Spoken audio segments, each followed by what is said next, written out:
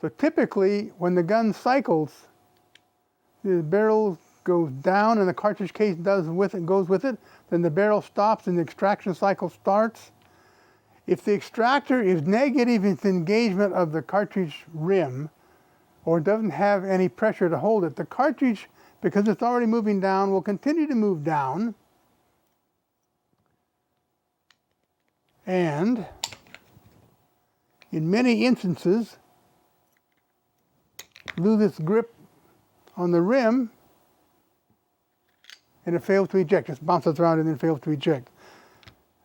One of the things that an extractor actually, I'm going to give you two things an extractor has to do. First one is, if you drop a shell in the chamber, so it's now chambered round, and you let the slide close on it, it must snap over. This little spring has a bow in it here, so when it's in the frame, it's tight. Doesn't want to slip out. Now you see, from this angle, I believe, you see the loop? There's a little stud sticking out. The spring's loop has to go over that or around that loop. And when it's in the gun, then this spring is pushed tight and holds the loop tight against the trigger fire control housing. When you put it back together, you got to make sure that this spring is in here. Has a tendency to pop out. So when you put it back together, make sure that that spring is underneath this to hold the sear up, or try to push the sear up. We can push out this last pin, but forward enough to retain it. Then we'll put the spring in, and here I would use gunsmith glue if I had a problem with it. You drop the spring down this little hole. It's big and sloppy and lots of room to flop around. Gunsmith glue would be handy. I hook the back of this extractor, this little nubbin. The nubbin goes in the hole in the spring, but first we have to hook up the extractor in the front and then push down the plunger. Let the extractor come in a little bit further, and you'll see now it's on the spring, and push it the rest of the way in. The reason you have to push the plunger down is because the extractor helps to retain it. I'm going to push this dude back together. Don't forget my little spring. That's just to remind me to put it in when the time comes.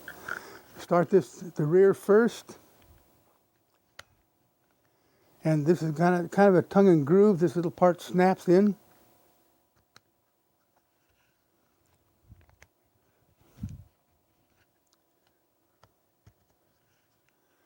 Now I've got it.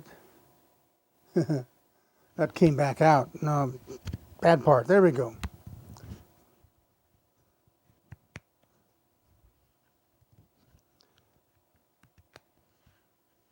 I need to pry this back out part way because I went too far.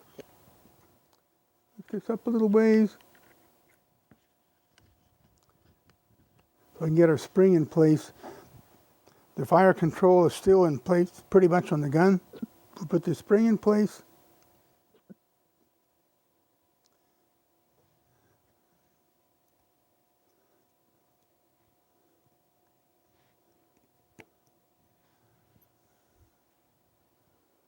Now I'm going to push it in while holding the spring down.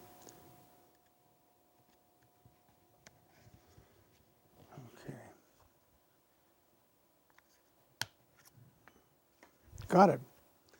So the detent spring is in place, the detent the two pins, the rear fire control is in place. Slide stop works.